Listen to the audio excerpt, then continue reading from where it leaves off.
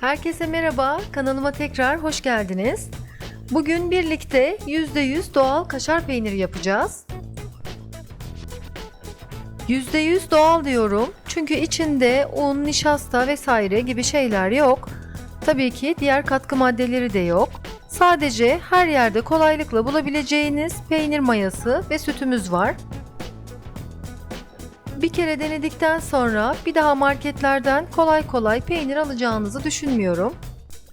Sütçümüzden aldığımız sütü uygun bir tencereye boşaltalım. Süzgeç kullanarak tabii ki, çünkü içinde çer çöp herhangi bir yabancı madde olabilir. Ocağın altını açıp sütü 30 dereceye ısıtalım. Parmağımızla kontrol ettiğimizde inekten yeni sağılmışçasına ılık olmalı. Evde böyle bir dereceniz varsa 30 dereceye ayarlayın lütfen. Ben şu anda bu mayayı kullanıyorum ama marketlerde değişik markalarda var, hepsi de olur. Şimdi ben 5 kilo süte 2 yemek kaşığı peynir mayası koyuyorum. Mayanın bütün süte eşit şekilde dağılması için hızlı karıştıralım.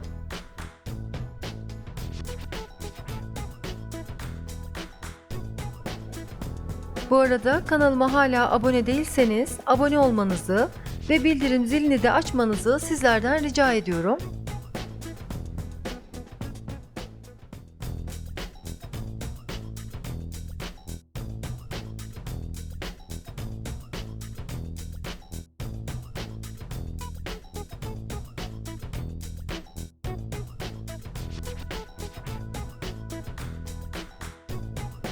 Evet, şimdi tenceremizin kapağını kapatıp peynirimizi mayalandıracağız.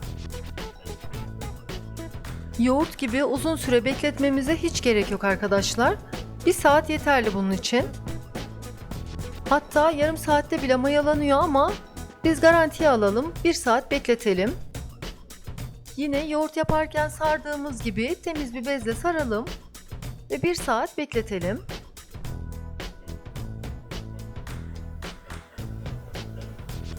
Evet, peynirimiz mayalandı. Şimdi size nasıl olduğunu da göstermek istiyorum. Evet, bakın gördüğünüz gibi peynirin suyu yüzüne çıkmış bile. Yoğurt yaparken biliyorsunuz kapak kapatmıyoruz fazla suyunun buharlaşması için. Ama peynir öyle değil, mutlaka kapak kapatalım ki suyu güzelce yüzüne çıksın.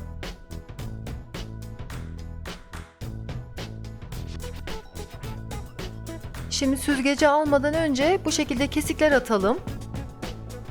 Kestikçe sulanacak. Biz de süzgecimize koyarken daha rahat edeceğiz. Fazla suyu tencerede kalacak çünkü. Şimdi böyle büyükçe bir leğen bir kap alalım. Süzgecimizi de içine oturtalım.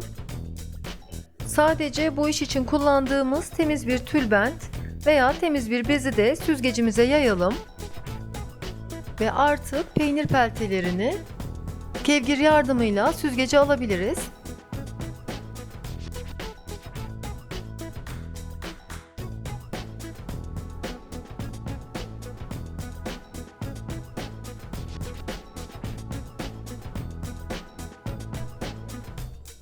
Yapımı da hem çok kolay hem de çok zevkli. Bir kere denediğinizde artık hep kendiniz yapmak isteyeceksiniz peynirinizi. Ben yıllardır kaşarımı, peynirimi, hatta labne peynirini, tereyağımı kendim yapıyorum. Hem dışarıdan aldıklarımızla kıyaslarsak tabii ki çok daha sağlıklı, lezzetli ve ekonomik. Şimdi alttaki kabımız peynir altı suyuyla doldukça ara ara bu şekilde süzelim. Evet, çıkan suyu görüyorsunuz. Bununla da çok lezzetli, yine çok bereketli lor peyniri yapacağım. Peynir altı suyundan lor peyniri yapımı videomu izleyebilirsiniz. Hatta onun da içine 2 yemek kaşığı kadar tereyağı ekleyip mikserle iyice çırpıyorum. Ve kahvaltıda krem peynir olarak tüketiyoruz. Özellikle sıcak ekmekle gerçekten lezzetine doyum olmuyor. Evet, gördüğünüz gibi şimdiden suyu süzülüp peynirimiz sertleşmeye başladı bile. Şunu da mutlaka belirteyim. Çiğ sütten yaptığımız için salamura yapmadan, yani tuzlu suda en az 40 gün bekletmeden bu peyniri çiğ olarak yiyemeyiz. Allah korusun, sütten geçen hastalıklar bulaşabilir, Brusella gibi. Fakat börek, pizza, tost gibi pişirilerek yenilen yemeklerde rahatlıkla kullanabiliriz.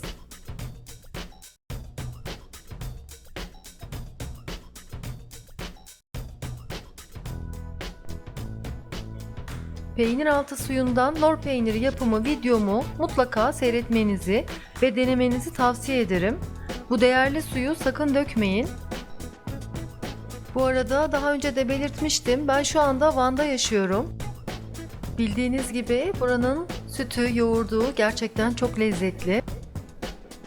Ve sağ olsunlar, sütün yağını almak ya da süte su karıştırmak gibi hilekarlık yapmıyorlar asla.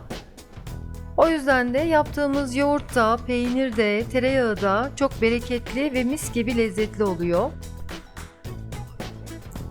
5 kilo sütten ne kadar peynir çıktığını soracak olursanız 1 kilo 100, 1 kilo 200 gram arası değişiyor. Üstüne bir de lor peynir yaptığımızı hesaba katarsak bence gayet bereketli ve ekonomik.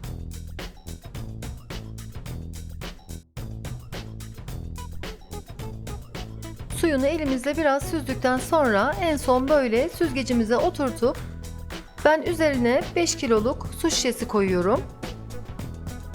Soğuk bir ortamda bir gün boyunca bekletiyorum suyu iyice süzülsün diye.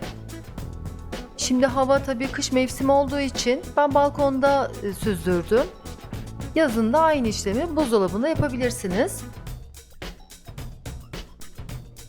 İlerleyen günlerde sütten krema çıkarma makinesiyle nasıl bolca krema yapıyorum ve nasıl tereyağı yapıyorum onları da göstereceğim arkadaşlar.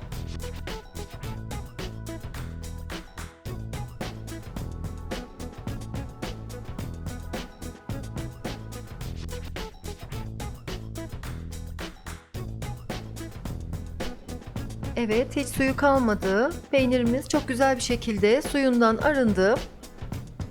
Şimdi size keserek daha yakından göstermek istiyorum.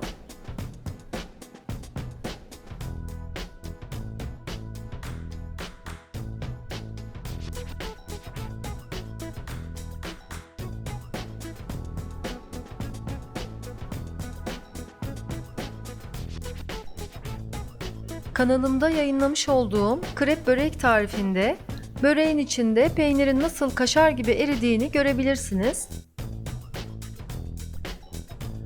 Salamura yaparak kahvaltılarda bu şekilde de afiyetle tüketebilirsiniz. Gördüğünüz gibi içinde peynir mayasından başka hiçbir katkı maddesi yok. Kolaylıkla yapıp gönül rahatlığıyla da tüketebilirsiniz.